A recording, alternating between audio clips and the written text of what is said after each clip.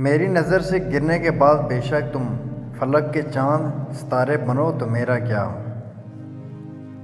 فلک چاند ستارے اور کہکشاں جس نے بنائے ہیں وہ تمہارے معاملات بھی بنا دے گا۔ جس نے دن اور رات کا نظام سنوار رکھا ہے وہ ہمارا مقدر بھی سنوار دے گا۔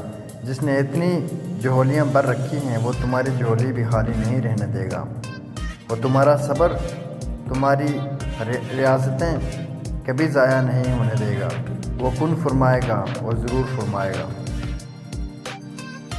ہم اندر سے بہت کمزور اور تنہا ہوتے ہیں اور سہارے تلاش کرتے ہیں، کبھی وقت گزاری کے نام پر، کبھی دوستی کے نام پر، تو کبھی پیار محبت کے نام پر۔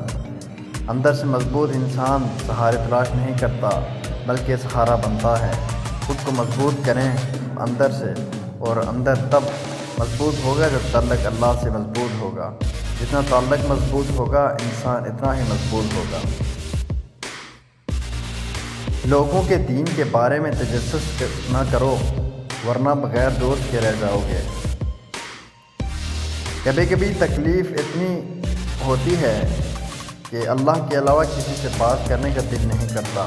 کتنا مشکل ہے اذیت یہ گوارا کرنا، دل سے اترے ہوئے لوگوں میں گزارا کرنا۔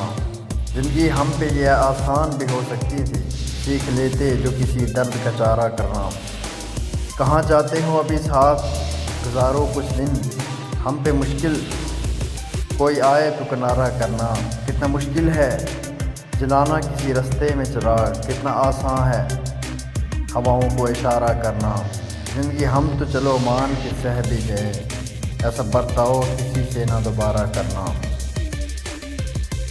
کہ عارضی لوگ خوشیاں چھین لیتے ہیں، بہت اچھا لگتا ہے جب تم مجھے اپنا خیال رکھنے کی تاکید کرتے ہو، مجھے کسی ننھے بچے کی طرح سمجھاتے ہو۔ بہت اچھا لگتا ہے جب تم مجھ پہ اپنا حق جتاتے ہو اور مجھ سے کہتے ہو کہ تم میری ہو۔ بہت اچھا لگتا ہے میں جب ضد کرتی ہوں یا روٹھ جاتی ہوں، مجھے تم اپنی محبت سے مناتے ہو۔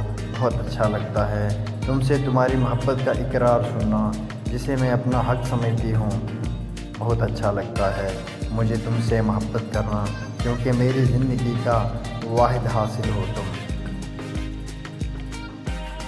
آج کی بات، عزت کے موتی پر اگر ایک بار میل آ جائے تو سینکڑوں دریا بھی اسے دھو نہیں سکتے۔ بعض رہتے ہیں جو محبت سے ایسے احمق نہیں ہوتے ہیں۔ انتظار یار بھی لطف کمال ہے، آنکھیں کتاب پر اور سوچیں جناب پر۔ سر بازار نکلوں تو آوارگی کی تہمت، تنہائی میں بیٹھوں تو انتظام محبت۔ میرا سوچنا تیری ذات تک، میری گفتگو تیری بات تک۔ نہ تم ملو جو کبھی مجھے، میرا ڈھونڈنا تجھے پاں تک۔ کبھی فرصتیں جو ملیں تو آ میری زندگی کے خسار میں۔